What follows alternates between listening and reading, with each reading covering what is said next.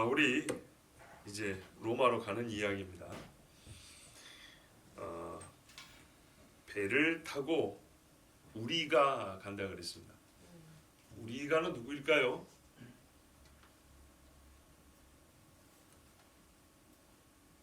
우리가는 바울하고 또 이 사도행전을 누가 썼죠? 누가. 그렇죠. 누가가 썼죠. 예, 누가. 그 다음에 2절에 보면 마게도냐 데살로니가 사람 아리스다. 예. 뭐 다른 죄수들을 우리라고 포함시키는 일은 없지요. 예. 이 우리라고 하는 것은 바울과 함께한 그 선교 일행이었던 혹은 동역자들을 가리키는 말이죠. 이탈리아로 가기로 작정되면 이탈리아는 지도를 이제 띄워줘 보십시오. 이탈리아는 우리가 아는 이탈리아 거기입니다. 아이고 어두워서 보일란가? 그러니까요. 보입니다. 작대기.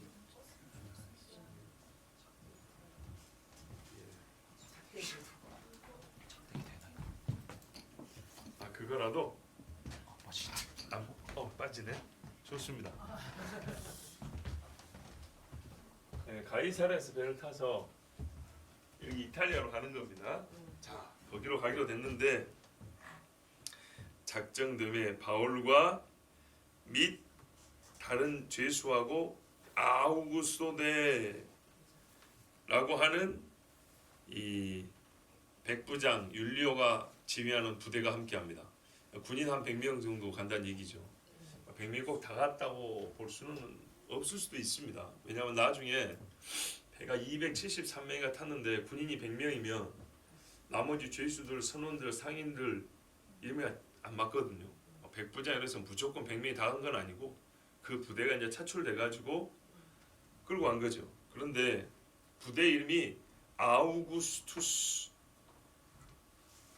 부대입니다. 이거 황제의 이름이죠. 자, 그러면 보통 부대를 처음 만들 때 이렇게 만들진 않아요.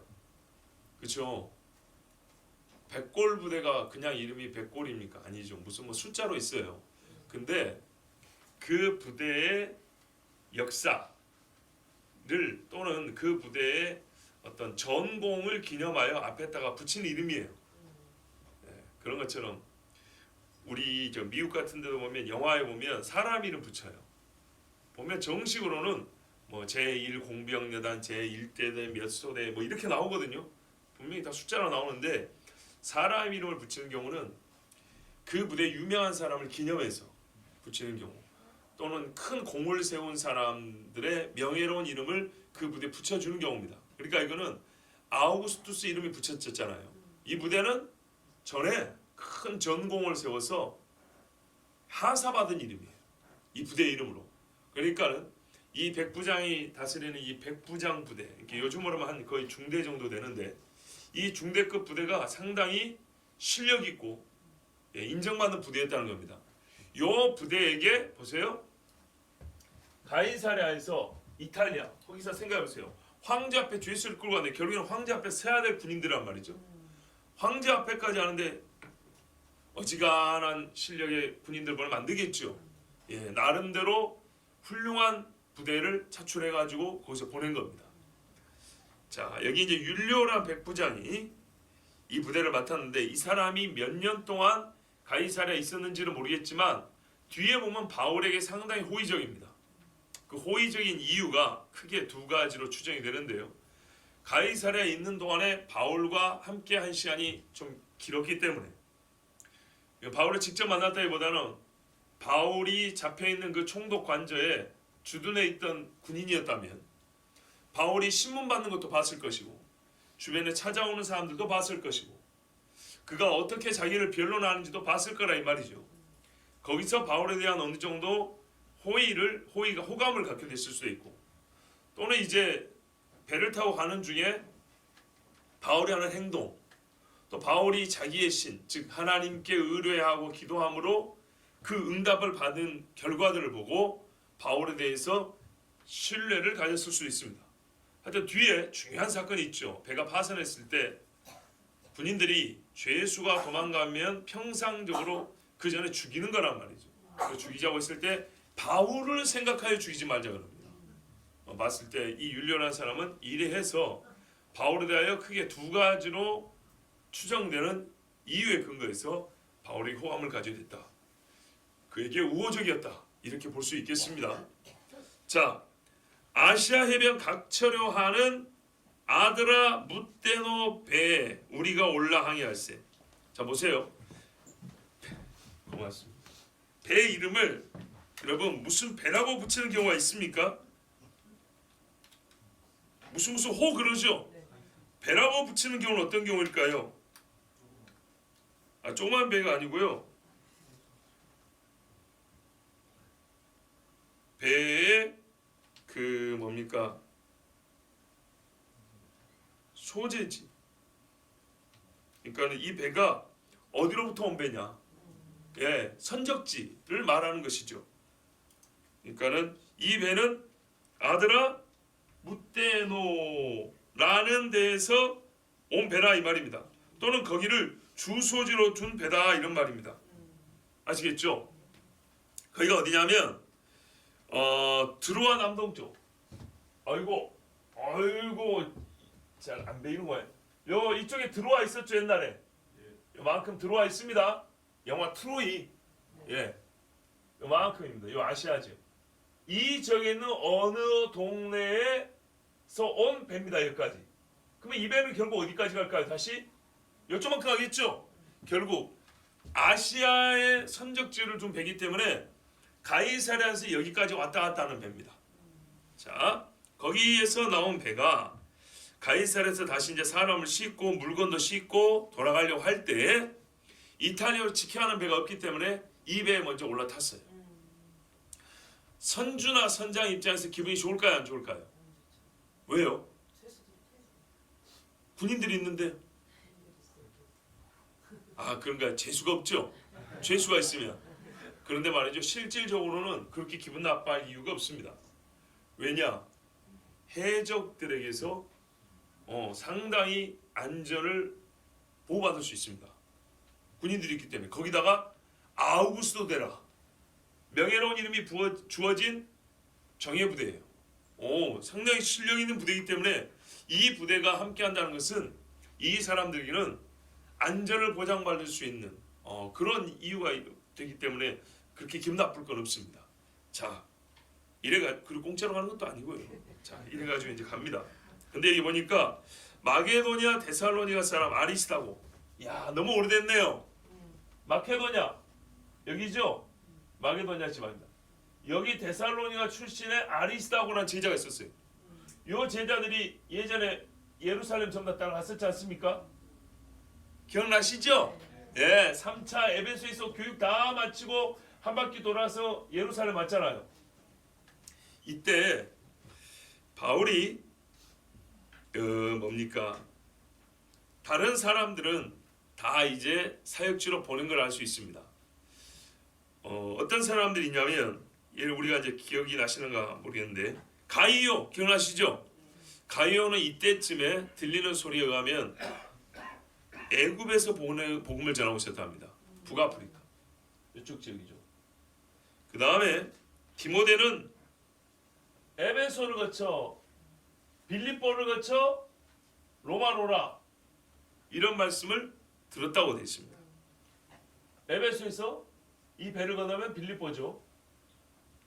그 다음에 세군도라는 사람이 있었어요. 역시 마케도냐 지방에서 사용하고 있었다 이러고요. 또 두기고, 드로비모, 에베소 지방의 소아시아. 자, 이 소아시아에서 사용했던 두 사람 누구냐면 두기고와 드로비모입니다. 이 사람한테 바울이 나중에 뭐라고 편지하면 에바브라를 찾으면 로마로 데리고 오라 그럽니다. 로마 제가 같이 있을 때 이야기거든요. 아시겠죠? 이때쯤에 제자들이 이렇게 사용하고 있었습니다. 자, 그 다음에 디도는 안디옥 바깥에 수리아죠. 안디옥 여기 수리아 안디옥 있죠? 여기 지도에 안 보이는데 이쪽이 안디옥입니다. 이만큼 요 지역에서 디도가 사역을 하고 있었고 나중에 바울이 뭐라 하냐면 여기서 사역하다가 길리기아 지방으로 가라 그럽니다. 길리기아. 누구 고향이죠? 바울이죠.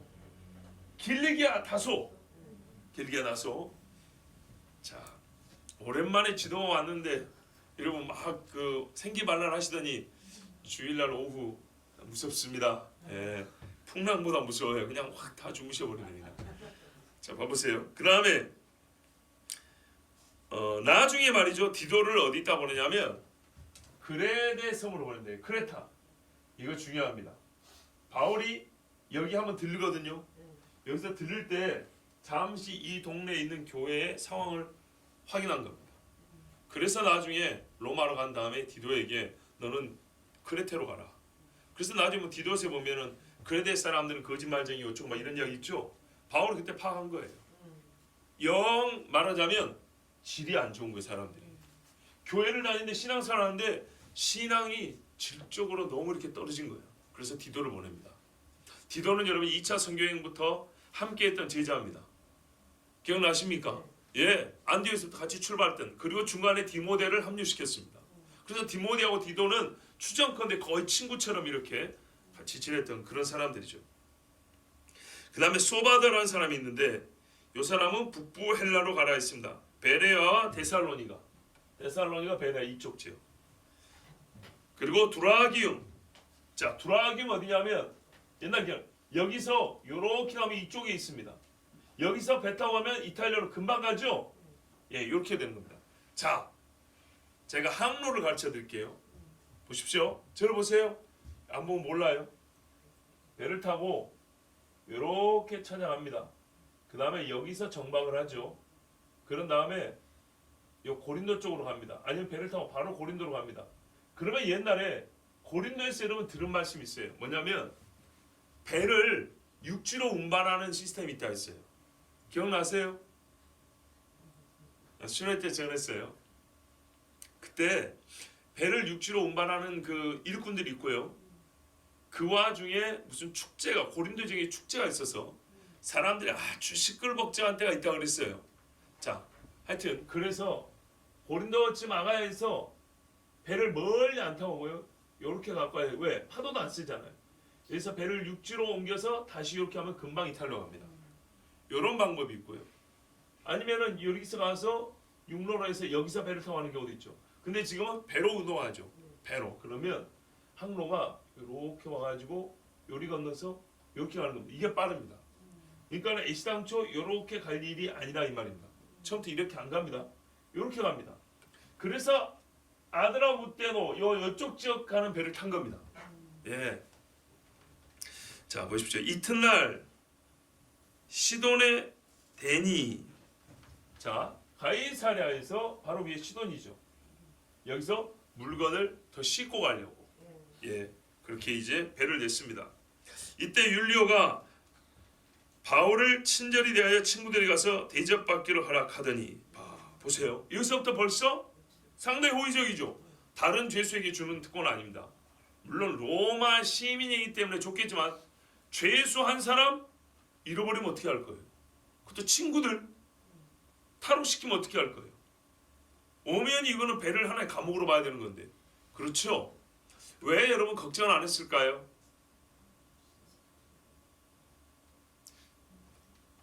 왜요? 그렇죠, 집사님.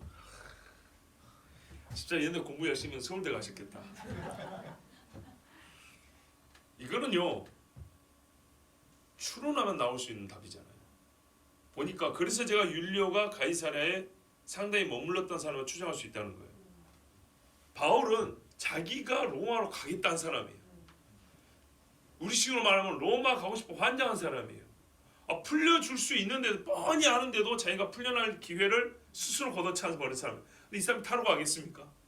또 사람 생김새라든지 말하는 폼을 보니까 저 양반은 놔줘도 안 갈 사람. 그래서 갔다 오라고. 거기다 로마 시민이죠. 자기 말로 로마로 간다 그랬지. 그렇죠? 자, 그러니까 율리오가 허락을 해준 겁니다. 자, 시돈에서 친구들을 만납니다. 자, 4절입니다. 같이 보겠습니다. 시작. 또 거기서 우리가 떠나가다가 맞바람을 피하여 구브로 해안을 의지하고 항해하여, 그 다음에 5절이에요. 길리기아와 밤빌리아 바다를 건너 루기아의 무라시에 이르러. 아멘. 자, 여러분 통독하는 것처럼 같이 보는 겁니다. 제가 깊이 있는 설명을 한 게 아니고 쭉 읽으면서 겉으로 들어간 것만 이렇게 긁어모는 겁니다. 예전에 수수 때 쟁기로 이렇게 고구마를 이렇게 고구마밭을 이렇게 쭉 밀고 하면 깊이 있지 않은 고구마는 쟁기에 그냥 이렇게 다 들어져 나와요. 그리고 깊이 있는 건 호미로 이렇게 파내는 거예요. 그냥 쟁기만 한 바퀴 쭉 가도 긁어져 나오는 것들이 있어요. 자, 그런 거 보는 겁니다. 보세요. 뭐라 그랬냐면 우리가 떠나가다가 맞바람을 피하여. 왜 맞바람이냐? 이렇게 가지요. 그런데 말입니다. 이게 겨울이 가까우니까 가을이 되니까 이렇게 바람이 부는 거예요. 서풍이 분단 말이죠. 그죠? 그래서 맞바람을 피하여. 이게 좀 항적이 조금 그런데요.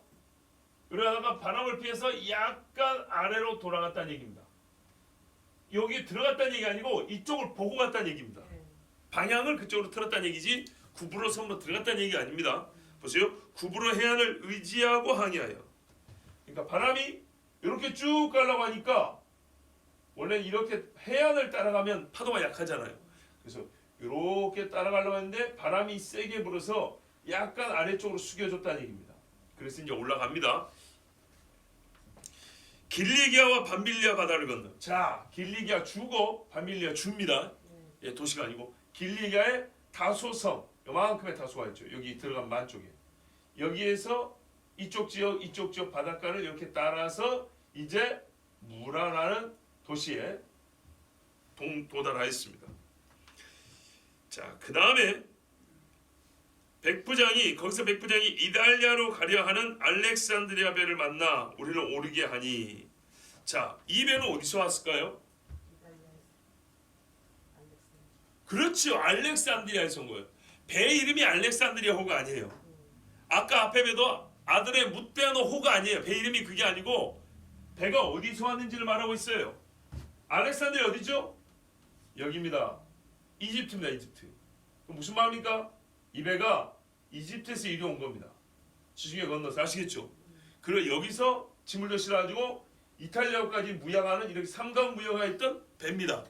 그러면 자, 이 배는 작을까요? 클까요? 크죠? 그렇죠. 여기서 이 정도 오는 배하고는 사이즈가 다릅니다.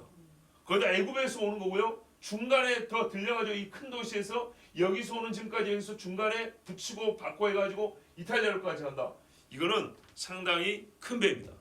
당대에 이 정도 되는 상선이면 한 45m 정도까지 45m 길으면 요즘으로 치면 몇백 톤 정도 되는 그런 배 사이즈입니다. 자, 중형급 여객선 정도 생각하시면 됩니다. 예. 우리가 바닷가에 하면 연안 여객선들 있죠. 연안 여객선들 그보다는 좀 작은. 예. 왜냐하면 차를 싣고 하는 배들 주로 보셨을 거란 말이에요. 그보다는 좀 폭이 좁고 조금 작지만 긴 거는 45m 정도 되니까 절대 작은 배는 아닙니다. 자, 이런 배를 타고 어디로 갑니까 이제? 알렉산드리아에서 로마 쪽으로 이제 갑니다. 자, 이집트에서 온 배를 갈아탔습니다. 자, 그러니까는요 여기에 그렇죠. 자세히 안 나와 있으니까 넘어가겠습니다. 자, 이래 가지고 배가 더디 가. 왜 더디 갔을까요? 그렇죠. 맞바람 때문에. 큰 배니까 치고 갈 만은 한데 맞바람 때문에 이게 어려운 겁니다. 무슨 요즘 같이 프로펠러 돌려가지고 하는 게 아니고 바람을 타고 하는 건데 맞바람이라도 바람 조종을 잘하면 거슬러 갑니다. 근데 뒷바람보다는 힘들겠죠. 그래서 힘들게 가다가 여러 달 만에 간신히 니도 크니두스라는 데인데 맞은편에 이르러 풍세가 더 허락하지 아니하므로 살몬의 앞을 지나 크레데 해안을 바람막이로 항해하여. 그래요. 기리티. 자, 보세요. 얘가 이렇게 가야 되는데, 그죠? 요리 가야 된다 그랬죠? 요리 가가지고 이렇게 건너야 되는데 바람이 이쪽이 어떻게 해요? 세게 오죠? 바람이 세게 오니까 요만큼 해서 안 되겠다 해가지고 남쪽으로 틀었어요. 바람이 왜? 서북풍이거든요. 이렇게 바람이 부니까 할 수 없이 약간 거슬러 못 가고 여기서 밑으로 쳐졌다고요. 바람을 따라서. 대신에 이 밑으로 통하면 섬이 바람막이가 되어주니까 갈만하다. 이렇게 생각하는 모양입니다. 그 다음에는 요 밑에서 약간 남풍이 불어주거든요. 그거 타고 약간 올라가면 되겠거니 이렇게 생각한 거예요. 그러니까 옛날에 돛을 타고 다니던 배 시대이기 때문에 그런 시대라서 바람에 아주 민감했어요.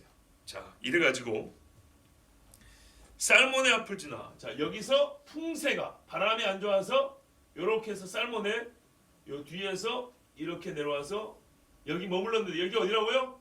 미항이라고 한다. 그랬어요. 미항. 아름다운 항구죠. 예, 간신히 그 연안을 지나 미항이라는 곳에 이르니 라세아시에서 가깝더라. 근처에 라세아시가 있는데 간신히 갔대요. 자, 벌써 파도와 바람이 만만치 않았다는 얘기죠. 그렇죠, 여러분.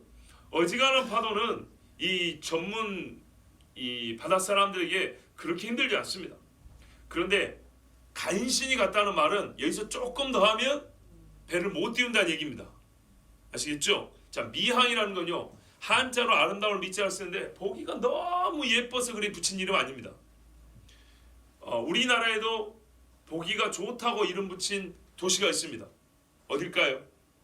많죠. 많지만 물이 참 너무 보기 좋다고 물 근처에 있는 도시 여수죠. 여자가 고울려 아름다울 여자입니다. 네. 그래서 동양의 나폴리라고 불렸어요. 근데 이 미항이 그러면은 보기가 그렇게 좋아서 그랬냐? 아니, 왜 여수로 그랬냐? 이 위에서 보면 그렇게 예쁘대요.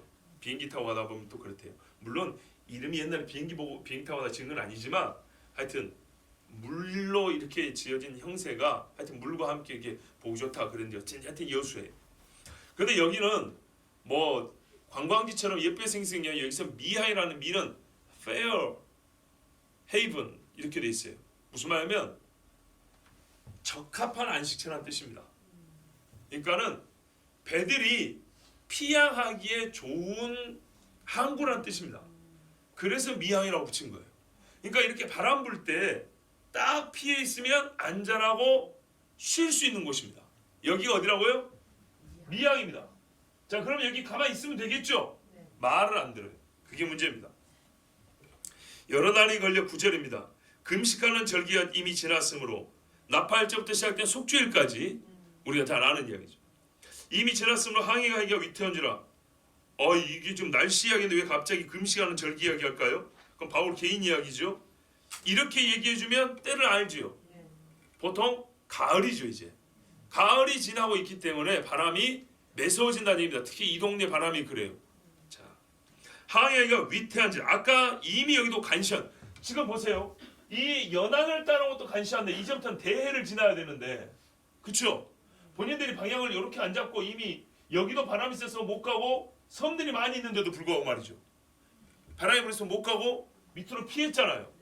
피해서 다시 가려면 어떻게 해야 돼요? 이제는 진짜 망망대해를 가야 되죠. 지도니까 이 정도지요. 수심이 몇백 미터 됩니다. 지중해 깊은데 1000미터 넘는 데도 있다 하죠. 자, 하여튼 요리 가려면 대해를 마주보고 가야 되는데 이제 어떻게 가겠어요? 여기도 간신히 왔는데 위험하죠? 예, 죽을 수 있다 이 말입니다. 그래서 바울이 그들을 권했습니다. 지금 지중해로 배를 몰고 나오면 자살행위다. 말하되 여러분이요, 내가 보니 이번 항해가 하물과 짐입니다. 배만 아니라 우리 생명에도 타격과 많은 손해를 끼치리라 하되. 이 정도는요 항해 전문가가 아니어도 알 수 있는 이야기예요. 분명히 알 수 있어요. 백부장이 선장과 선주의 말을 바울의 말보다 더 믿더라. 자, 여기서 백부장이 그래도 권력자 아니겠습니까? 그러다 보니까 자기가 죄수를 이송되고 해야 되는데 장사도 장사님 어쨌든 이 군 지휘관이 와 있으니까 이분이 이제 결정을 하는 거예요. 근데 여기서는 바울의 말보다는 소위 전문가의 말을 들은 거예요. 선장과 선주의 말을 바울의 말보다 더 믿더라. 자, 하나님의 사람의 말과 세상 사람의 말이라고 비교하기 좀 그렇고요. 이 상황에서는 일반인들의 입장이니까 비전문가와 전문가의 견해 중에 전문가의 견해를 따른 것입니다. 이게 더 합리적이라고 생각합니다. 솔직히 선장과 선주는 물품들을 가득 실어놨는데 이거 빨리 하역을 해야 돈이 될 거 아닙니까? 그러니까 모험을 해보자고 이제 판단을 한 겁니다. 자, 그 항구가 겨울을 지내기에 불편하므로 거기서 떠나 아무쪼록 베닉스에 가서 겨울을 지내자 하는 자가 더 많으니 베닉스는 그레데 항구라 한쪽은 서남을 한쪽은 서북을 향하였더라. 자, 페니케라고 부른대요. 여기입니다. 보이시죠? 페닉스. 자, 여기서 요만큼만 더 가자. 들어보니까 겨울에 이렇게 가는 건 어렵다. 본인도 이건 알아요. 그래서 여기서 요만큼만 가서 여기서 겨울을 나자. 좀 좁다. 피신하긴 좋은데 장기간을 머물러 있기는 우리 선원들도 그렇고 군인들도 그렇고 좀 불편하다. 그러니까 좀 넉넉한 데로 가자고 페니스로 가자 했어요. 여기는 지형이 어떻게 돼 있다고요? 한쪽은 서남을, 한쪽은 서북을 향하 있다 이렇게 돼 있죠. 그러니까 그 안에 만으로 돼가지고 들어가서 쉬기도 좋고 좀 더 여유롭다 이런 말입니다. 그래서 이제 그리 가자 그랬어요. 남풍이 수원하게 불매 그들의 뜻을 이룬 줄 알고 닻을 감아 그들의 해변을 끼고 항해하더니. 자, 보세요. 여기서 배를 몰고 나가려면 어떻게 되냐면 배를 약간 빼서 이렇게 가야 됩니다. 그죠?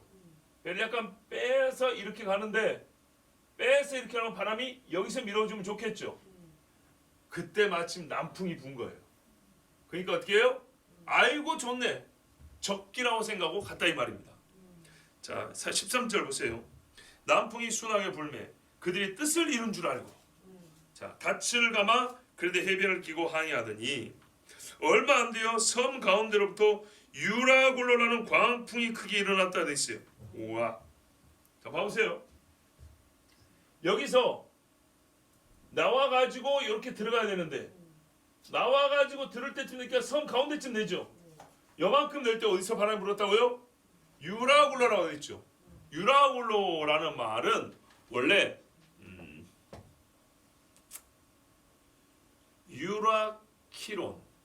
유라키론 원래 말은 그래요. 이 무슨 말이냐면 북동풍이란 말이에요. 예, 유라키론이 맞아요. 자, 봐보세요. 북동풍이 어떻게 바람이 불죠? 지금 여기서 이렇게 나왔죠. 나와가지고 이쪽으로 들어가려니까 뒤에서 남풍이 불어주니까 여기서 보니까 야 남풍이 불어. 남풍이 부니까 배를 조금만 빼가지고 남풍 뒷바람 타고 베니스 가면 되겠다 했는데 나와서 뒷바람 타려고 했더니 거꾸로 북동풍이 불어버린 거예요. 요렇게. 그러니까 어떻게 되죠? 배가 일 밀려가겠죠. 그래서 밀려서 요 밑에 가오다라는 섬 근처를 지나게 된 거예요. 자, 광풍이 크게 일어나니 자, 광풍은요 또 말입니다. 방향이 한쪽으로만 불진 않아요. 주 방향이 있긴 하지만 이리저리 어지럽게 붑니다. 자, 15절에 배가 밀려 바람을 맞추어 갈 수 없어 가는 대로 두고 쫓겨가다가 자, 바람이 무지하게 셌다는 걸 알 수 있습니다. 우리 젊은 분들이 가끔 유튜브 영상에 보면 바람이 세게 부는데 이 세일링 보트들 이렇게 대회하는 거 보이시죠? 타고 가죠. 거슬러도 가죠. 근데 그게 컨트롤이 안 될 정도면 바람이 진짜 미친 듯이 정신없이 불었다는 얘기입니다. 엄청나게 센 바람에 여러분 돛담배를 끌고 갑니다. 시속 몇 킬로 나오는지 아세요? 배가 바람으로만 100 몇십 킬로 나옵니다. 기가 막히죠? 제 말이 거짓말인가 한번 확인해 보세요.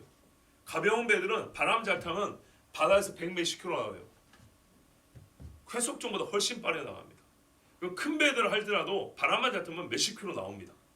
근데 이것은요 센 바람이죠. 근데 그 센 바람도 타고 간다는 것은 컨트롤이 된다는 얘기예요. 근데 이 바람은 컨트롤이 안 돼요. 바람이 셀 뿐만 아니라 정신없이 몰아치기 때문에 이게 배를 조종이 안 되는 거예요. 그래서 어떻게 했다고요?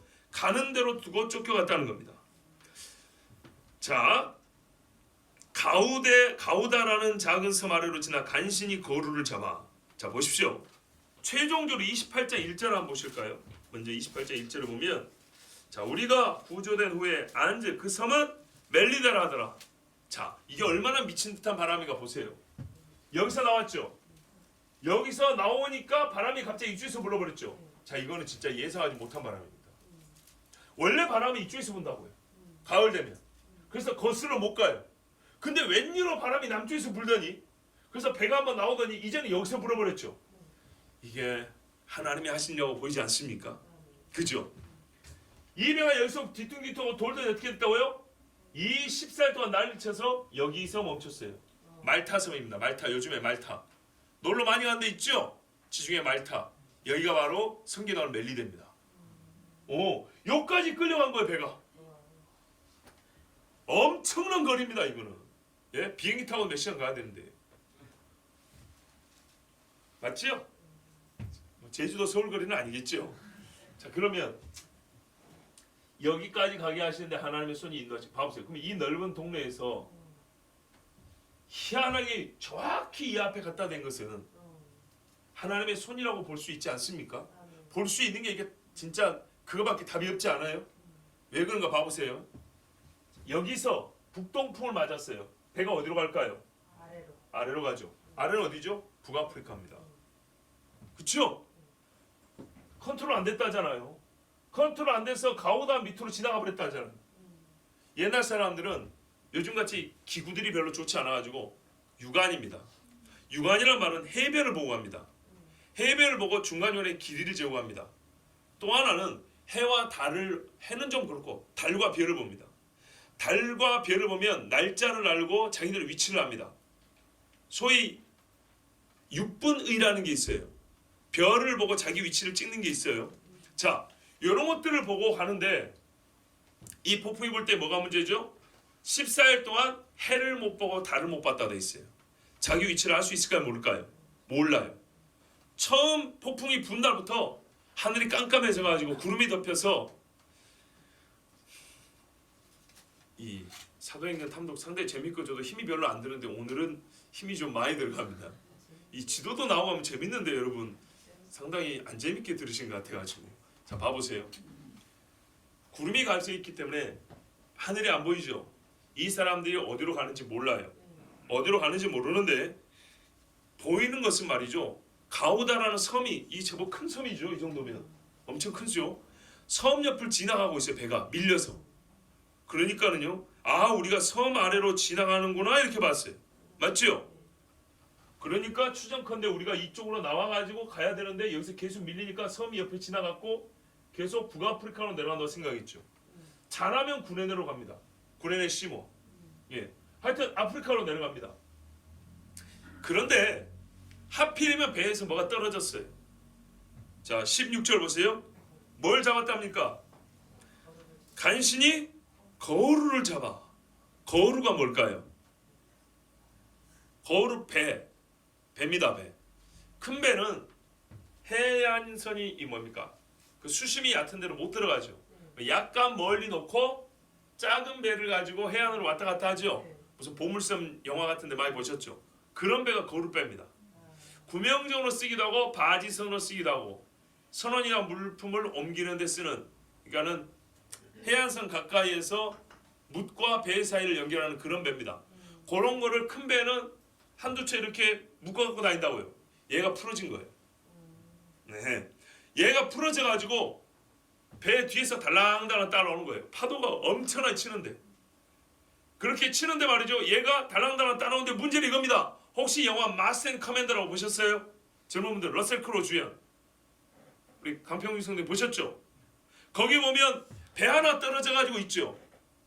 그거 주워 담아야 되는데 비슷한 예가 뭐냐면 돛대가 부러져 가지고 뒤에서 달랑달랑 따라오죠.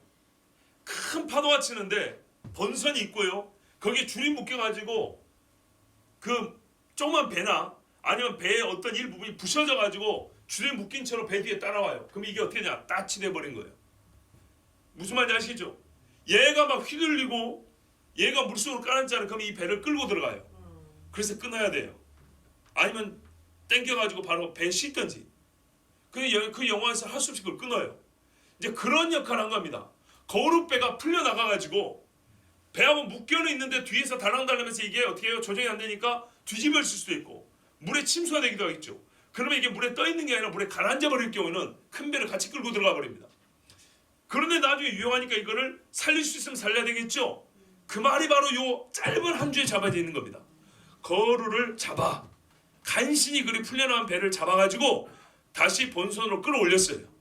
그 풍랑수에 끌어올려가지고 보세요. 17절 같이 읽습니다. 시작. 끌어올리고 줄을 가지고 선체를 둘러감고 스르디스에 걸릴까 두려워하여 연장을 내리고 그냥 쫓겨가더니, 자, 요 밑에 가는데 벌써 얼마나 셌냐면 가오다라는 섬 옆을 지나 간신히 고루를 잡아. 요만큼밖에 안 왔는데 이미 배에 있던 고루배가 떨어져 나갈 정도였어요.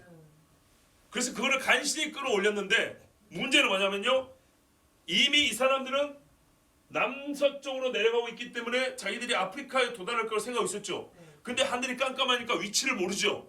뭐 언제라도 아프리카 해안에 충돌이 가능하다는 것을 염두에 둬야 되겠죠. 그래서 일단 끌어올린 배를 어떻게 해요? 줄을 가지고 선체를 둘러감고 단단히 묶어서 결박을 시킨 다음에 이제 안 떨어지게, 맞죠? 그런 다음에 스르디스 유사라고 합니다. 뭐 한자로 흐르는 모래인데 말 그대로 모래톱, 예, 모래톱에 걸릴까 해서 어떻게 됐냐? 연장을 내버려 배를 좀 가볍게 했죠. 그리고 그냥 쫓겨가더니, 예, 자, 해안선에 이제 이대로 가다 보면 북아프리카 해안선에 도착한다. 그럴 경우에 우리가 혹시 이 뭡니까? 부딪힐 수 있다. 그래서 주의를 한 것인데, 여기 연장을 내리고라는 말은 좀 번역이 좀 아쉽고요. 돛입니다. 돛. 돛을 내렸다는 겁니다. 자, 돛을 올려라 하면 어떻게 되죠? 바람을 타고 가는 거죠. 돛을 내리면 바람을 안 타고 물살대로 가겠다는 얘기입니다. 맞죠? 자, 그래서 그냥 쫓겨가더니가 무슨 말입니까? 위에도 15절에도 쫓겨가다가 17절에도 쫓겨가더니 통제가 안 된다는 얘기입니다. 그 정도로 바람과 파도가 셌다는 얘기입니다. 그러면 이 사람들이 이제 돛대가 부러지거나 아니면은 이 바람에 돛이 찢어지거나 또 이 바람이 너무 심하다 보면 배가 기울어질 수도 있겠죠. 그래서 이걸 다 걷어내려버리고 이제는 돛 없는 상태에서 말 그대로 표류하겠다 이런 말입니다. 18절, 우리가 풍랑으로 심히 애쓰다가 이튿날 사공들이 짐을 바다에 풀어버리고, 보세요. 이게 하루밖에 안 지난 거예요. 하루밖에 안 지났는데 이렇게 힘들었어요. 그리고 하루지만 충분히, 봐보세요. 죄송합니다. 이 미양에서 페닉스까지 거리가 60 몇 킬로밖에 안 됩니다. 그래서 60 몇 킬로면 한나절이면 갈 수 있습니다. 한나절이면 갈 거리라고 생각하고 출항을 했기 때문에 이렇게 큰 걱정을 안 했지요. 그런데 하루가 지났습니다. 하루가 지났단 말은 여기서 한나절이니까 하루가 만 하루가 지나면 잘하면 밀려서 빠른 속도에 밀려면 도달할 거리가 가까워진 겁니다. 그래서 이 사람들이 여차하면 바다에서 이제 육지에 다 도달할 때가 됐기 때문에 배를 가볍게 하려고 짐을 바다에 풀어버렸습니다. 그리고 이미 기진맥진했고요. 그 귀한 짐들을 버렸다는 얘기는 돈벌이를 다 포기했다는 얘기죠. 살고 봐야죠. 19절에 사흘째 되는 날에 배의 기구를 그들의 손으로 내버리니라. 자, 사흘이 지났는데 보십시오. 사흘이면 충분히 올 수 있죠. 여기까지가 한나절이니까. 근데 땅이 안 닿은 거예요. 아, 우리가 아프리카 해안으로 간 게 아니라 큰 바다로 밀려가고 있구나. 이렇게 이제 짐작을 했습니다. 그런데 여전히 배가 무거우면 안 되니까 배의 기구를 손으로 버렸다는 겁니다. 불필요하다고 생각되는 것들. 예. 많은 처음에는 이제 하역품을 버렸고요. 그 다음에는 배를 구성하는 물건들 중에 꼭 필요 없는 뭐 줄이 너무 많이 쌓여 있다거나 이런 거 무슨 뭐 나중에 고장 나면 고치려고 했던 뭐 연장들이 있다거나 하여튼 무거운 걸 다 버렸다는 얘기입니다. 왜냐? 표류할 때는 배가 가벼워야 물 위에 떠 있거든요. 그렇죠? 파도를 깰 정도의 능력이 안 되면 파도를 타야지요. 그렇기 때문에 물건을 다 버린 겁니다. 자, 그런데 절대 버리면 안 되는 게 하나 있어요. 아니요. 식량.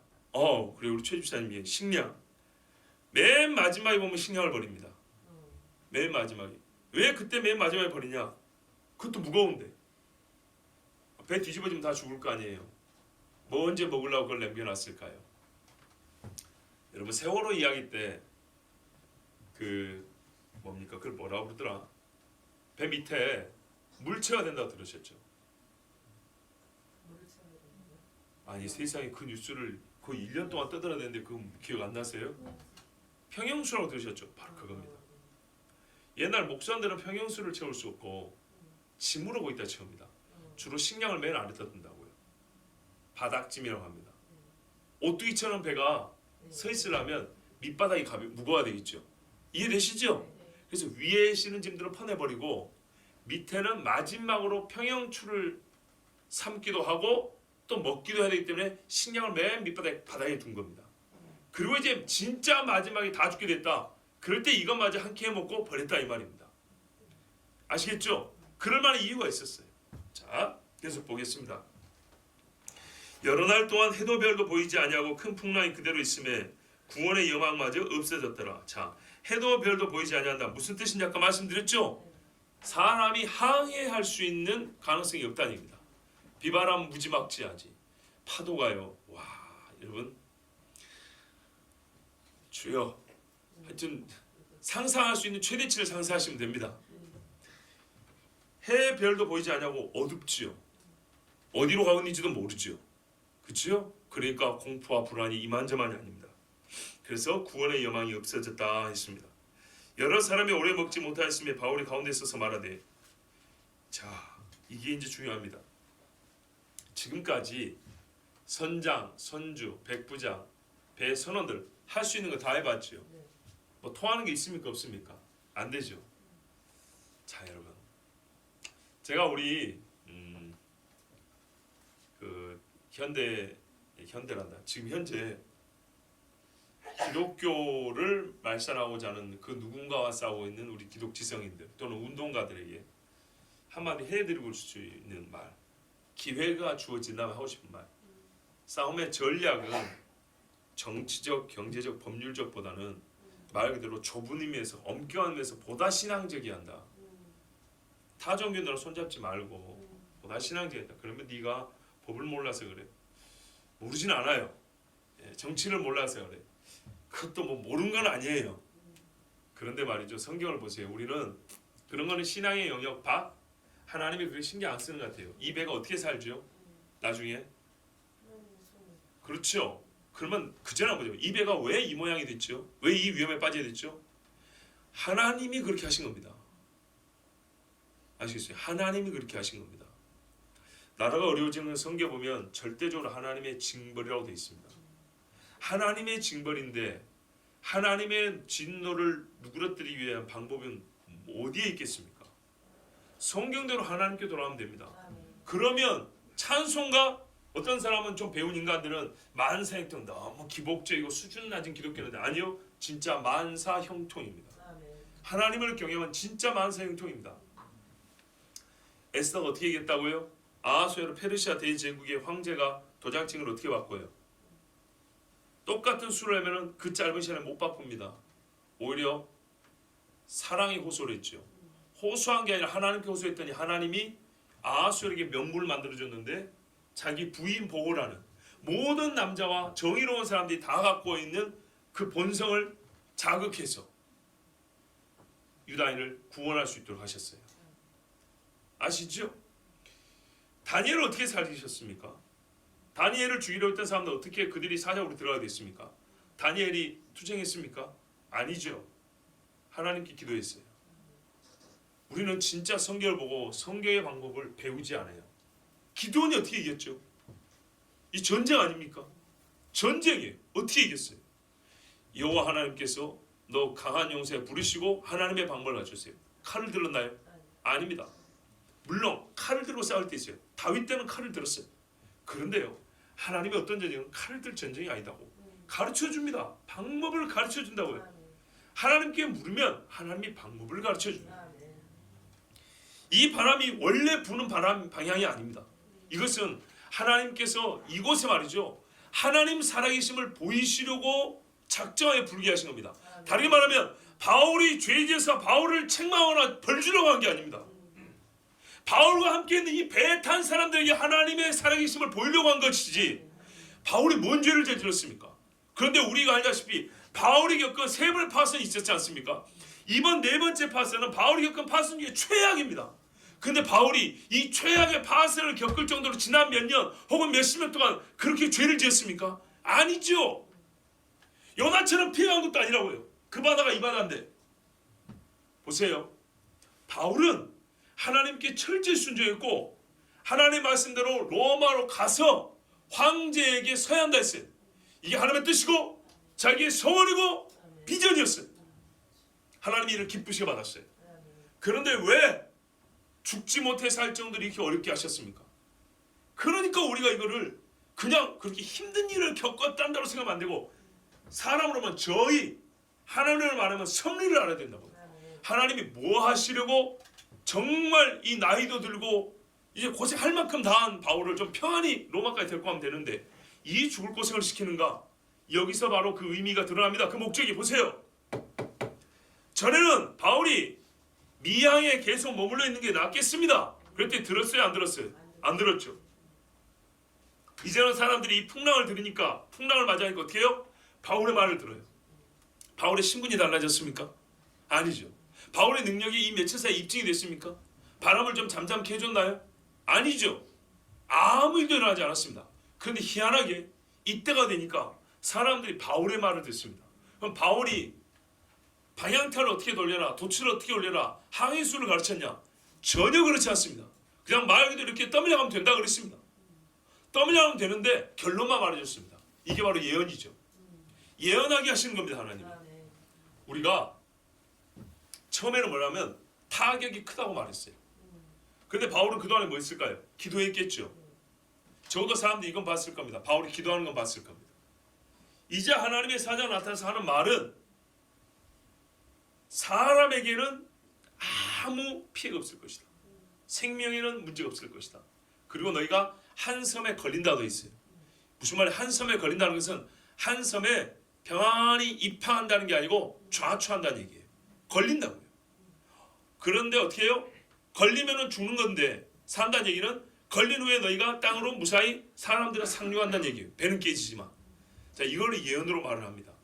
자, 21절부터 26절까지 같이 읽겠습니다. 여러 사람이 오래 먹지 못하였음에 바울이 가운데 있어서 말하되 여러분이여 내 말을 듣고 그레데에서 떠나지 아니하여 이 타격과 손상을 면하였다라면 좋을 뻔하였느니라. 내가 너희를 권하노니 이제는 안심하라. 너희 중 아무도 생명에는 아무런 손상이 없겠고 오직 백분이리라. 내가 속한 바 곧 내가 섬기는 하나님의 사자가 어젯밤에 내 곁에 서서 말하되 바울아 두려워하지 말라. 내가 가이사 앞에 서야 하겠고 또 하나님께서 너와 함께 항해하는 자를 다 내게 주셨다 하였으니 그러므로 여러분이 안심하라. 나는 내게 말씀하신 그대로 되리라고 하나님을 믿노라. 그런즉 우리가 반드시 한 섬에 걸리리라 하더라. 아멘. 살기는 사는데 고생을 해야 한답니다. 여러분 하나님의 약속에는요 게으름이 포함되어 있지 않습니다. 하나님이 약속하셨으니까 때가 되면 어련히 되겠지.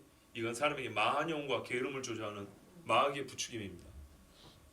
하나님의 약속에는 항상 열심과 지혜가 총동원되어야 합니다.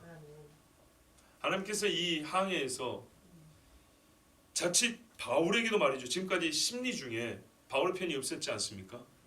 로마로 가기는 됐지만 가는 여정 속에서 바울 자신에게도 자기가 지금 누구 앞에 왜 서는지에 대해서 그것도 이 일에 얼마큼 하나님이 함께 하시고 하나님이 지지하는 일인가에 대해서 하나님의 확증이 솔직히 있으면 좋은 것이죠.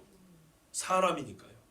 하나님께서는 이 풍랑을 통해서 바울에게 내가 너와 함께하고 내가 너에게 명하온 사명이 확실하다는 증거를 주신 겁니다. 제 생각이 아니고요. 천사가 세준 말을 그대로 보십시오. 뭐라고 말했습니까? 바울아 두려워하지 말라. 바울이 안 두려울까요? 파선을 한 3번은 경험 있으면 안 두려울까요? 그렇지 않죠. 그래서 더 잘 아는 겁니다. 두려웠어요.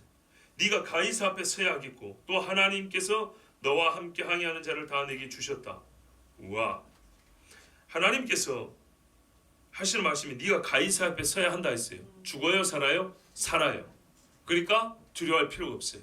이것은 하나님 앞에 자기의 소원이었고 하나님의 약속이었어요. 하나님께서 지금 그 일을 행하고 있는 중인 거예요.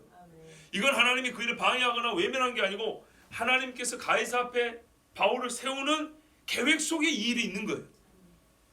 근데 그거를 출발하기 전에 몰랐죠. 이제 알았어요. 천사가 가르쳐줬거든요. 뭐라고요? 또 하나님께서 너와 함께 항해하는 자를 다 내게 주셨다. 내게 주셨다. 바울이 사람들을 주인 노릇합니까? 법률 관계가 바뀌어가지고 상정과 하인 또는 백부장과 간수, 죄수의 지위가 바뀌었습니까? 전혀 안 바뀌었죠. 안 바뀌었습니다. 그런데 내게 주셨다는 말은 무슨 말이죠? 그렇죠. 바울의 권위 안에 들어간다는 얘기죠. 바울이 지휘권자가 되고 또 바울이 하는 말에 의하여 그들의 마음이 움직인다는 얘기입니다. 여기서 실제적으로 지금 누가 선장이 되어버릴까요? 바울이 선장이 되어버린 겁니다. 배만 장악했다는 게 아니고 여기서 사람입니다. 여기 있는 사람들이 이제부터 바울과 바울의 섬기는 하나님을 알게 된다는 얘기입니다. 그래서 이 풍랑이 주어진 겁니다. 그 다음에요. 28절에서 보겠지만 멜리데 섬에 갔습니다. 바울이 하나님 갈 때 그냥 실없이 시간 많이 보내게 안 하세요. 이탈리아 가는데 멜리데 섬에 가고 전도하고 가죠. 그쵸? 야, 거기에 쉽게 말하면 교회 세우고 가는 겁니다. 이 역사가 하나님의 계획입니다. 내가 속한 바 내가 섬기는 하나님. 바울은요 이 어려울 때도 하나님 배신하지 않고 신뢰했어요. 그리고 기도했어요. 무서운 건 무서운 거지만 하나님을 끝까지 붙들었어요. 그때 하나님이 거의 10며칠이 됐는데 이때 바울을 지켜보시다가 천사를 보내셨어요. 성경의 천사는 어떻게 나옵니까? 모든 구원받을 후사들을 섬기라고 보내심이 아니뇨. 이렇게 말씀했습니다. 특별히 성경에 보면 구원자와 관계된 사람들을 상관하여 천사들이 많이 나타납니다. 그중 가장 대표적인 분이 예수님이죠. 수태고지 마리아, 요셉에게 말하죠. 동방박사에게 말하죠. 천사들이 나타납니다. 아주 구원에 있어서 결정적 타이밍에는 하나님께서 천사를 보냅니다. 그래서 천사를 보내서 바울의 기도에 응답하시면서 바울에게 안심과 확증을 주고 네가 이 배를 타고 하면서 풍랑하다니 바울 자신도 고민됐을 거 아닙니까? 왜 갑자기 말도 안 되는 바람이 불었고 이 난리를 피고 우리가 지금 죽지 못해 살아야 합니까? 이것은 내가 이 사람들을 너에게 맡기고자 하는 섭리 가운데 내가 일으킨 풍랑이다. 이걸 하나님이 가르쳐 준 겁니다. 자, 여러분, 바울의 이 로마 여정에서 풍랑 고생했다만 생각하면 돼요, 안 돼요? 아니에요. 하나님의 구원의 손이 여기서도 역사하고 있는 겁니다. 자, 그러므로 여러분이 안심하라. 나는 내게 말씀하신 그대로 되려고 하나님을 믿노라. 자, 지금까지는 이 사람들은 자기들의 경험을 믿었어요. 예, 항해술 자기들 실력을 믿었어요. 지금부터 바울은 이 사람들에게 맞서서 나는 하나님을 믿노라 해버렸어요. 지금부터 누구의 말이 이루어지는가에 따라서 누가 진짜 실력자인지 누가 살아있는 분인지 알 수 있겠죠. 최종적으로 누가 이겼습니까? 하나님이 이기셨죠. 열나흘째 되는 날 밤에 우리가 아드리아 바다에서 이리저리 쫓겨가다가 자정쯤 되어 사공들이 어느 육지에 가까워지는 줄을 짐작하고, 자, 이게 이제 좀 난제입니다. 봐보세요. 열나흘째 되는 날 밤입니다. 근데 자기들이 아드리아해에 있는지 어떻게 알았을까요? 자, 저를 보십시오. 바다가 이렇게 다른데 이 큰 게 지중해죠.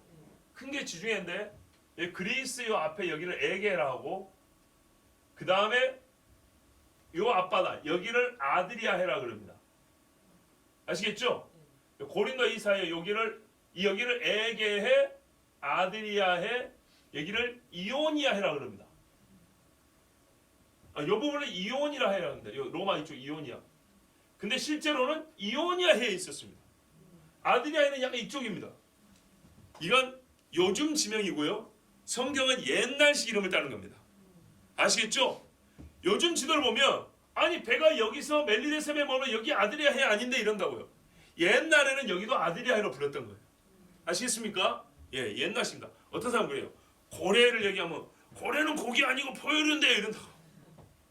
그건 여러분 1800년 중반 이후부터 사람이 분류한 법에 따른 것이고 예전에는 물에 살면 다 물고기라고 했어요. 물에 사는 고기라고. 자, 물에 사는 짐승이라는 얘기죠. 자, 그러니까 이거는 고민할 필요 없고요. 그런데 아드리아해에 있었는지 어떻게 알았을까요? 밤인데 해도 없고 달도 없고 별도 없었다는데 나중에 그 다음날 날이 새어 보니까 자기들 어딘지 알았죠. 왜요? 멜리데 섬 앞에 와 있었잖아요. 그러니까 어젯밤에 우리가 뭘 알았냐면 육지가 가까운 것과 감 잡았거든요. 그 가까운 육지가 바로 저 눈앞에 보는 멜리데 섬이었어요. 그러니까 이 멜리데 섬이 어디냐면 고대 기준으로 아드리아해인 거예요. 그래서 자기들이 아드리아해에서 지금 마지막 이 풍랑에 고생하고 있구나 생각한 겁니다. 근데 육지가 가까운지 어떻게 알았냐? 잘 보세요. 육지가 가까우면요 파도 소리가 다릅니다. 전문 선원들에게는 망망대해에서 치는 파도 소리하고 육지가 가까운 데에서 들리는 파도 소리가 다릅니다. 그리고 냄새가 다릅니다. 망망대해에서 맡는 바다 냄새하고 육지가 가까운 데서 나는 바다 냄새가 다르답니다. 이거를 실제로 구분하는 선원들이 있답니다. 이거는 확실한 사실입니다. 그래서 이 전문 선원들의 입장에서는 밤에 파도 소리가 좀 다르다거나 아니면은 이 냄새가 먼 바다하고 다르다거나 지금 뭇 냄새가 나요. 땅 냄새가 바닷물에 섞여 난다고요. 저희 같은 비전문가들도 이 바다에 살다 보면 이 바다 냄새가 예민하게 이게 조금씩 차이 나는 걸 알아요. 근데 그 차이가 무슨 차이인지는 잘 모르지만 하여튼 차이가 나긴 나요. 근데 하여튼 이 전문 선원들은 이것을 통해서 육지가 가까이 오고 있다는 것을 알았다는 겁니다. 그리고 날이 새어 보니까 눈앞에 뭐가 보여요? 섬이 하나 보였어요. 멜리데라는 섬이. 그러니까 엄청나게 멀리 왔죠. 이렇게 멀리 온 거예요. 자, 28절에 아직은 밤입니다. 물을 재어보니 20길이 되고 조금 가다가 다시 재니 15길이라. 여기서 길이라는 것은 사람이 팔을 이렇게 쭉 벌렸을 때를 한 길이라고 합니다. 보통 1.8m거든요. 20길이면 36m, 15길이면 27m쯤 됩니다. 점점 육지에 가까우고 있다는 겁니다. 참 놀랍지 않아요? 한참 헤매던 배가 희한하게 돛을 단 것도 아니고 자기들이 노를 저은 것도 아닌데 자동적으로 육지 쪽으로 배가 가고 있는 겁니다. 표류하고 있는데 그 정도 되니까 이제 결론이 나왔어요. 결국 우리 배가 이 섬에 닿겠구나. 그래서 준비를 합니다. 29절에 암초에 걸릴까 하여 고물로 단 넷을 내리고 날이 새기를 고대하니라. 자, 밤에 이렇게 계속 밀려가다 보면 보세요. 조금 가니까 벌써 몇 미터가 줄어버렸습니까? 9미터가 줄어버렸잖아요. 아까 36미터였는데 조금 가다가 재보니 27미터. 그러면 이 밤이 다 가기 전에 배가 이미 육지에 닿아서 부딪히겠죠. 밤에 그러면 다 죽는 거 아닙니까? 그래서 더 이상 접근을 못하도록 닻을 4개를 뒤로 다 내렸대요. 와, 이거 진짜 큰 배입니다. 뒤쪽으로만 내릴 수 있는 닻이 4개씩이나 된다. 앞에 또 있었거든요. 뒤로 닻을 4개 내리게 되면 배가 큰 배인데 그러면 풍랑이 얼마나 심한지 알 수 있어요. 자, 이렇게 닻을 내리고 있었어요. 저를 봐보세요. 배가 이렇게 밀려갑니다. 밀려가는데 꽝 하고 부딪히겠죠. 그래서 못 부딪히게 배를 붙잡아야 되겠죠. 그래서 뒤에다 닻을 내려놓은 겁니다. 이해되시죠? 예, 배는 유선형이기 때문에 매끄러운 부분이 앞을 향해 되어 있거든요. 뒤로 뻗고 있어 들어가는 경우는 별로 없어요. 그래서 이렇게 쭉 가는데 뒤로 닻을 4개를 내려놓으니까 배가 못 가고 여기서 이제 막 흔들거리고 있는 겁니다. 최소한 날이 셀 때까지 이러고 이제 기다리고 있었어요. 그 다음에 30절 사공들이 도망하고자 하여 이물에서 닻을 내리는 차고 거룻배를 바다에 내려놓거늘. 자, 이때 배가 보니까 돈만 올리고 바람만 타고 가는 배가 아니고 노를 젓는 사공들도 있었어요. 근데 이 사람들이 수를 썼어요. 육지가 27m, 수심이 27m 앞에, 그러니까는 수심이 27m니까 이게 절벽인지 모래산인지 알 수는 없지만 육지가 멀지 않았구나.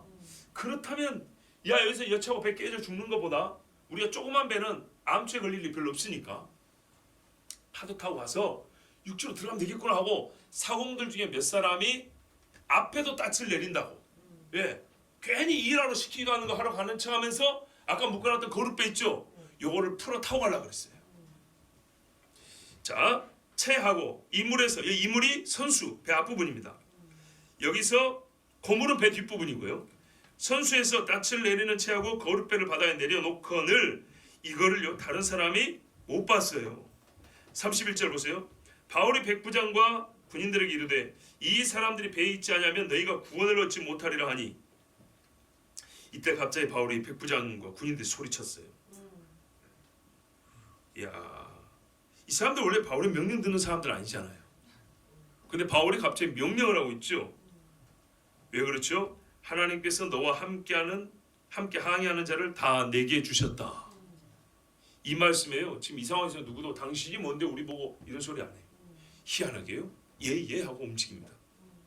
자, 바울은 전에 파선 경험이 3번 있습니다.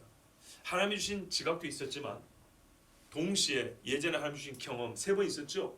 그래서 파선될 때 사람들이 취하는 행동 양식에 대해서 우리말로 훤히 다 알고 있어요. 그래서 눈여겨봤죠. 저놈들이 그럴 수 있어. 이거 봤더니 아니나 다를까 도망갈 생각하고 있네.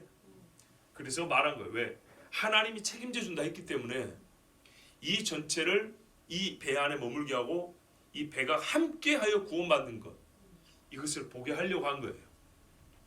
만약 이 사람들이 이렇게 나가버리면 어떻게 될까요? 이날 밤에 싸움 납니다. 그리고 오히려 자기들이 이제 자기들 힘을 한번 살아보겠다 하는 통에 죽을 수가 있어요. 아까 말했죠. 어차피 하나님이 다 살려준다면 이 사람도 살고 나면 사는 게 아니겠어요? 이런 식으로 하면 안 된다고요. 하나님이 약속하시면 우리는 최고의 열심과 지혜로 그 약속을 받는 겁니다. 자, 이에 군인들이 거룻줄을 끊어 떼어버리니라. 잘라버렸어요. 배를 내렸죠? 아예 끊어버린 거예요. 33절 34절을 우리 누가 한번 읽어줄까요? 그래, 성희 형제 한번 읽어주세요. 나리세오 감에 바울이 여러 사람에게 음식 먹기를 권하여 이르되 너희가 기다리고 기다리며 먹지 못하고 줄인 지가 오늘까지 열 나흘인즉 음식 먹기를 권하노니 이것이 너희의 구원을 위하는 것이요 너희 중 머리카락 하나도 잃을 자가 없으리라 하고. 아멘. 자, 날이 새어갑니다. 바울이 자기 양식도 아닌데 부지런히 밥을 했는지 떡을 만들었는지 하여튼 해서 사람들이 먹입니다. 이게 물이 안 젖었다는 얘기 아니겠습니까? 보관을 잘했다는 얘기죠. 그러니까는 맨 아래 꼭꼭 숨겨놨던, 그렇게 추정해 보는 겁니다. 배 이렇게 평형도 잡고 뭐라고 말하냐면 음식을 먹어라. 이게 너희 구원을 위하는 거다 그랬어요. 구원을 하나님이 주신다 그랬잖아요. 그럼 어떻게 이걸 구원을 준다는 말 해석해야 되죠? 하나님은 분명히 배를 한 섬에 걸리게 한다 그랬어요. 걸리고 가만히 있으면요 깨져 죽죠. 그 다음에 헤엄쳐서 들어가라는 얘기입니다. 그것까지는 해준다는 얘기죠. 자, 그러면 헤엄쳐서 가려면 뭐가 있어야 되죠? 그렇죠. 체력이 있어야 됩니다. 14일 동안 시달려서 뭐 어떤 이는 자기 신에게 관구한 너 금식한다고 안 먹었을 거고, 어떤 사람은 멀미로 안 먹었을 거고, 어떤 사람은 먹어도 막 개워냈을 것이고, 또 음식에 뭐 정신도 없었을 것이고 그렇겠죠. 그래서 이래저 문을 좀 열어놓으세요. 공기가 굉장히 안 좋습니다. 그래서 이 사람들이 14일 만에 밥을 이제 제대로 먹는 겁니다. 그래서 구원을 위한다는 말은 체력을 준비해서 상륙을 해야 되기 때문에 바울이 이렇게 먹게 했습니다. 자, 떡을 가져다가 모든 사람 앞에서 하나님께 축사하고 떼어 먹기를 시작하며 모든 사람이 바울의 말을 듣습니다. 먹으라니까 먹고요. 기도한다고 하니까 다 가만히 있습니다. 다 내게 맡겼다. 보이시죠? 하나님께 감사 기도를 하는데 여기 있던 사람들이 200명이 넘는 사람들이, 거의 300명 가까이 되는 사람들이 다 그 기도 소리에 함께합니다. 여러분, 이 죄수가 말이죠, 지금 로마로 끌려가는 사람입니다. 죄수입니다. 죄수. 그리고요, 그 죄수가 섬기는 하나님께 기도를 하는데 이 배에 있는 사람들이 전부 다 그 기도 소리를 듣고 기도가 끝난 다음에 음식을 함께 받아 먹습니다. 하나님 얼마나 진짜 멋지게 역사하는지 한번 봐보세요. 풍랑 중에 14일을 풍랑, 와, 이거는 진짜 끔찍한 겁니다. 하루 24를 14로 곱해보세요. 2주입니다. 2주.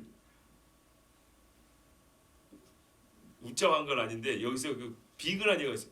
소연아 2주 금식했지. 죽겠지. 거기다가 상상할 수 있는 최대치의 풍랑을 더하기를 또는 곱하기를 하면 견딜 수 있겠어요.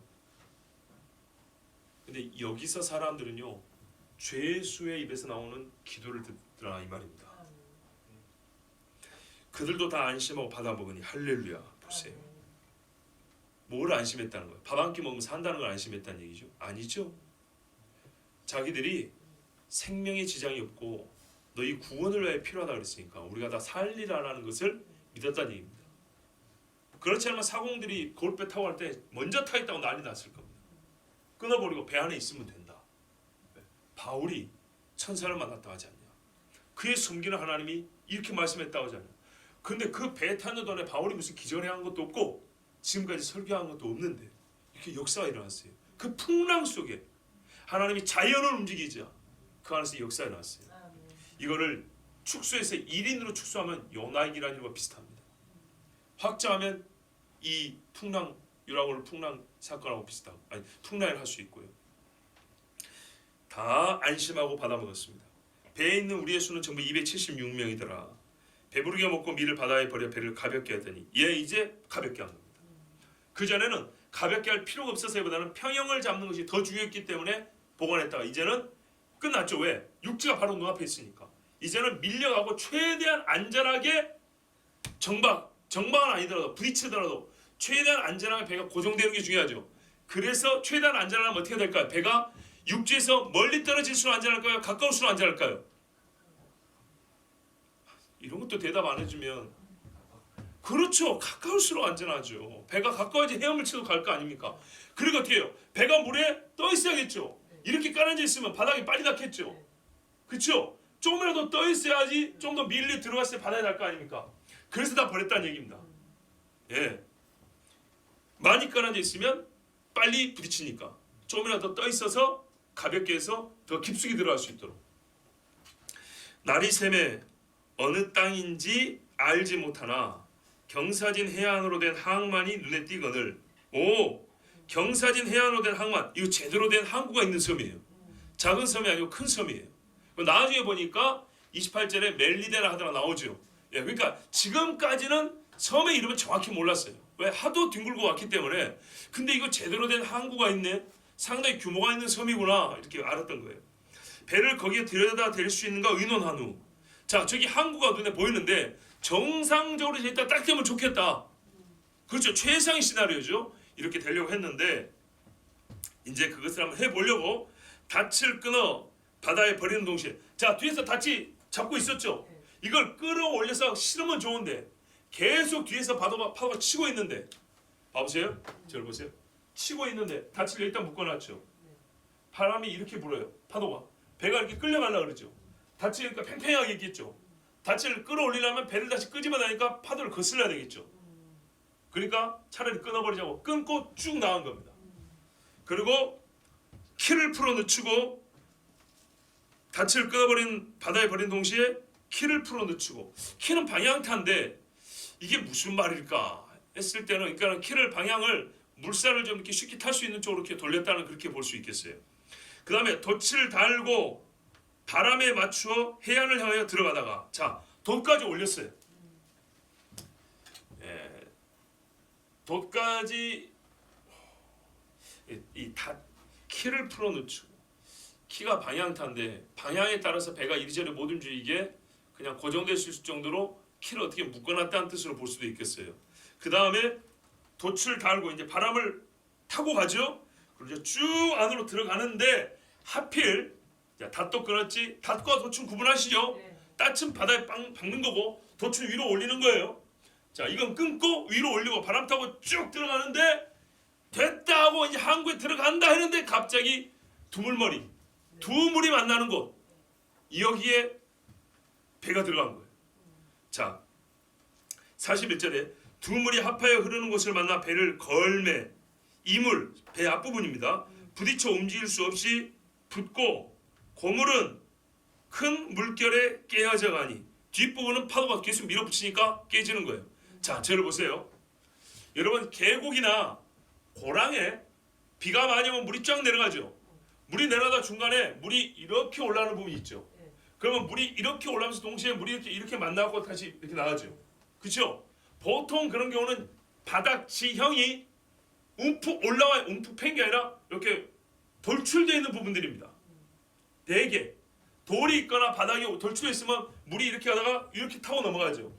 타고 넘어가는데 그냥 이게 빠듯이 가는 게 아니라 이게 좁아지면서 물이 모입니다. 여기 타고 넘은 다음에 다시 흩어지죠. 이런 것쯤은 한번 보신 적 있죠? 여기 나중에 정릉천 한번 가서 봐보세요. 예, 쉽게 볼 수 있는 것들입니다. 그러니까는 이 물이 갑자기 이렇게 되는 데 있죠. 계곡에 뭐라 그러죠? 래프팅? 뭐 그런 거 한 대 보세요. 맞아요, 그거? 이름 맞아요? 예. 그때 막 배가 뒤집어지기도 하고 막 부딪히기도 한단 말이죠. 밑에 돌출되어 있는 부분이 심할수록 물이 더 위로 춤을 춰요. 그리고 이게 물이 모였다가 흩어졌다가 모였다가 흩어졌다. 바로 요 자리에 딱 배가 가서 처박은 겁니다. 물이 모이는 힘에 딱 한데 거기가 보통 뭐였다고요? 돌출된 부분이라고. 그러니까 배가 그냥 딱 박아버린 겁니다. 근데 뒤에서는 계속 밀어붙이죠. 자, 이러니까 배가 깨져간다는 얘기입니다. 자, 군인들은 죄수가 헤엄쳐서 도망할까 하여 그들을 죽이는 것이 좋다 했으나, 자, 이 사람들 다 도망치면 책임은 누가 져야 됩니까? 자기들이 져야 되죠. 그래서 죄수는 도망치게 하는 것보다는 죽이는 것이 더 낫다는 것이 통념입니다. 그래서 죽이려고 했습니다. 백부장이 바울을 구원하려 하여 그들의 뜻을 막고 헤엄칠 줄 아는 사람들을 명하여 물에 뛰어내려 먼저 육지에 나가게 하고, 같이 44절요. 그 남은 사람들은 널조가 혹은 배 물건에 의지하여 나가게 하니 마침내 사람들이 다 상륙하여 구조되니라. 아멘. 백부장은 이미 바울을 신뢰하고 살리고 싶었기 때문에 헤엄칠 줄 아는 사람은 죄수든 상인이든 군인이든 다 뛰어내려서 가라 그랬어요.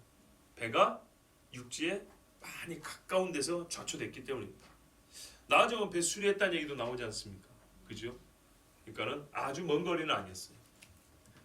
그리고 그 남은 사람들은 널 조각이나 배 물건, 부유물에 뜰 수 있는 것에 이렇게 품고 의지하여 가게 했습니다. 페트병 있죠? 신기한 거 가르쳐 드릴게요. 페트병 하나도 의지하면 도움이 됩니다. 두 개 줄로 이렇게 묶어갖고 허리춤에 차면 이렇게 오르죠? 안 가라앉습니다. 안 가라앉습니다. 예, 이 정도면 뜰 수 있습니다. 재밌죠? 네. 예. 우리 시골에서 옛날에 플라스틱으로 된 공이 있어요. 그 양식할 때 이렇게 띄워 넣는 거. 얼마나 하면 요만해요, 진짜. 요만해요. 요만하게밖에 안 되는데 요거 두 개 줄로 묶어가지고 중학생 정도까지는 이걸 이렇게 차면 뜹니다. 요만한 것도. 페트병은 요거보다 공기가 한 2배 정도 들어가거든요. 어른도 이렇게 하고 두 개 하면 충분히 뜹니다. 그러니까는 부유물들, 넙자가 판자 있지 않습니까? 넙자할수록 좋죠. 넙자가 이렇게 딱 대고 수영장 하면 처음 배우는 거 파닥파닥한 것처럼 그렇게만 해도 밀려간다는 얘기입니다. 자, 그렇게 해가지고 그렇더라도 이렇게 파도가 칠 때는 바위에 사람이 얼마나 위험하냐면요. 모래사장이면 괜찮아요. 다행인 것은 보세요. 여기 뭐라 되냐면 여기가 말이죠. 바위였으면 다 죽습니다. 물에 뛰어든들 바위를 어떻게 타고 올라갈 건데요. 그리고 바위에 파도가 때려버리면 얼마나 무지막지게 뜨는지 가끔 관광지 가서 보셨죠? 관광지에 출입이 가능할 정도면 풍랑이 아닙니다. 동해나 뭐 남해나 이런 데 가가지고 파도 친 데 가서 와 바닷가 보러 갔는데 파도가 친다. 팡팡 깨진다. 오 무섭다 하는데 통제를 안 한다. 괜찮다는 얘기입니다. 예, 그 정도. 우리는 무서운데 통제 안 한다는 얘기는 그 정도 괜찮다는 얘기입니다. 구경하는데. 근데 그것마다도 바다에 내가 빠져 있으면요. 올라올 수 있겠어요? 절대 못 올라옵니다. 절대로. 그러면 이 사람들이 천멍천멍하고 수영도 못하는 사람들이 부유물 끌어안졌다고 올라올 수 있을까요? 못 올라오겠죠? 근데 어떻게 다 살았대요? 답이 나와 있잖아요. 성경은 바다가 그 해변이요 바위라고 말 안 했어요. 뭐라고 했습니까? 39절에 경사진 해안으로 된 항만이 눈에 띄거늘. 그쪽으로 갔다 했잖아요. 경사진 항만이니까 뭐예요? 우리말로 하면 모래사장 비슷하게. 그리고 그 옆에 배를 낼 수 있는 선착장이 있고 이렇게 돼 있었다는 얘기입니다. 그러니까는 사람들이 밀려 들어가면 안전하게 상륙할 수 있었던 겁니다. 홍해 같잖아. 미리미리 그지? 홍해 같다고요. 물을 빼주면 뭐해? 바위 투세면 그걸 어떻게 지나갈 건데? 배를 하나님이 딱 갖다 박았는데 그 방향이 어떻게 해요? 그대로 쭉 가면 모래로 돼가지고 경사지가 완만하게 사람이 딱 상륙할 수 있는 그런 지점이었다는 거예요. 자, 우리 하나님이 얼마나 멋지게 일하신가 봐보세요. 여러분, 여기서 이 먼 바다에서 빙글빙글 돌아 누차 말씀, 이건 지도입니다. 지도. 얼마나 바다가 넓은데요. 예? 우리 여기 연안 앞바다에서 배가 까는데도 찾지를 못해요. 한강에 핸드폰 떨어뜨리면 찾지를 못한다고요. 이 바다에서 배가 까는데도 어디서 어떻게 죽은지 알겠습니까? 근데 하나님이 정확히 여기서 금방 이제 이탈리아 갑니다. 여기다 대주셨는데 그것도 어떻게 해요? 원래 방향은 바람이 이렇게 부는 건데, 그죠? 이렇게 불어가지고 빙글빙글 돌기가 여기다 대주고, 거기다가 배가 대면 뭐 할 거예요? 바위 앞에 서 있으면 사람들이 내리지는 것도 다 깨져 죽는데, 왜 무섭냐면요, 이 파도가 칠 때 사람이 뭘 타고 가잖아요. 파도가 이렇게 빵 밀으면서 벽에 한번 부딪히죠. 물에 빠져서 물을 먹거나 한 바퀴 돌거나 아니면 머리가 바위에 부딪히면 그대로 기절해서 물 먹고 죽는 겁니다. 그래서 상륙 못합니다. 그런데 하나님께서 정확히 이 섬의 항구 쪽으로 방향을 틀어서 배가 그쪽으로 표류하게 하시고, 그 항구 앞에서 적당한 거리에서 배가 딱 좌초되고, 사람들은 거기서 헤엄을 못 치는 사람조차도 부유물을 잡고 가만히만 있어도 밀려갈 수 있도록 이렇게 해주셔서 전원을 다 구원해 주셨습니다. 그런데 이거 누구 말을 들어 쓰는 거죠? 바울의 말이죠. 바울은 어떻게 알았어요? 하나님의 천사가 가르쳐줬죠. 그래요, 여러분. 시간이 많이 가서 제가 길게 재정리를 하지 않습니다. 이미 말씀 중에 우리는 여러분, 예전에 갖고 있던 이 풍랑, 유라굴로 풍랑에 대해서 갖고 있었던 우리만의 패러다임이 지금 많이 바뀌었어요. 바울이 진짜 고생했구나, 이걸 넘어서서 하나님께서 이 고생을 시킨 이유가 있구나. 바울은 강하게 하며 함께한 자들은 하나님 살아계심을 알게 하고, 하나님의 사람 바울을 통하여 예수 그리스도를 만날 수 있는 기회를 주심이구나. 그리고 멜리 섬에까지 가서 이러한 일을 보면 이걸 확신합니다. 그리고 이 일을 경험으로 말미암아 저는 더 확신한 바가 하나 생겼어요. 히브리서에 보면 예수 그리스도께서 우리를 구원하시는 부분을 어떻게 비유적으로 표현하면 영혼의 닷과 같아서, 그의 닻을 먼저 항구에 내리심에 우리가 그리 들어간다, 이렇게 되어 있는 표현이 있어요. 2장부터 4장 어간에 있는 것 같은데요. 봐보세요. 무슨 말이냐면 항구가 있는데 배는 닻이 내려졌으면 거기 정박을 하죠. 근데 이걸 약간 응용을 한 거예요. 배가 지금 항구로 향하고 있는데 닻이 먼저 항구 앞에 딱 이렇게 떨어져 있는 거예요. 그럼 어떻게 해요? 땄줄이 거기 내려져 있기 때문에 배는 자동으로 항구로 들어가겠죠. 배를 많이 타고 파선을 하고 닻이 무엇인지 뱃사람이 아니고 장막 만드는 사람이지만, 순육지 사람이지만, 이 경험을 통해서 하나님, 아니 우리 주 예수 그리스도께서 얼마큼 우리를 확실하게 구원을 확보해 주시는 분인가, 우리의 구원의 완전한 보증자가 되신 걸 그렇게 비유한 거예요. 닻이 항구에 이미 내려져 있다. 그리고 그 닻을 끌어당기면서 배가 항구에 정박을 하게 된다는 거예요. 배는 아직 항구에 안 가 있는데 닻이 이미 항구에 내려 있다. 그리스도가 이미 항구에 들어가 있고, 우리는 그 땄줄을 붙잡고 항구로 들어가야 안전하게 정박할 것이다. 그리스도 예수께서 하늘을 보좌에 오르시고 하늘에 있는 지성소에 들어가셨다는 것을 이렇게 비유할 수 있다고 하고, 그 시대 사람들이 이해할 수 있는 말로 표현해 줬어요. 이래서 우리 구원의 확실함 뿐만 아니라 히브리서를 바울이 썼다라는 증거를 더 얻는 것입니다. 여러분, 하나님이 행하신 일 놀랍고, 항상 하나님은 모든 일에 찬양을 받으실 만합니다. 여호와의 일이 선하고 의로우신 일을 믿는 자에게는, 또 그리고 그 믿음으로 기도하는 자에게는 하나님께서 천사를 보내주셔서 내가 너에게 이 일을 허락한 것은 이러이러한 나의 목적이다. 즉 나의 영광과 나의 살아계심을 이 백성이 증거하고 너로 하여금 나의 하나님의 사람인 것을 알게 할 것이며, 또한 네가 나에게 받은 바 네가 왕 앞에 서야 하리라, 로마 황제 앞에 서야 하리라는 것을 너에게 확실하게 하고 그게 설 너를 준비케 하려 합니다. 하나님께서 이렇게 말씀하실 줄로 믿습니다. 하나님이 하신 모든 일을 신뢰하십시오. 여호와께서 우리와 함께 하십니다. 이 시간에 우리 함께 기도합니다. 살아계신 하나님께서 우리에게 말씀하시고 우리에게 은혜를 주셨습니다.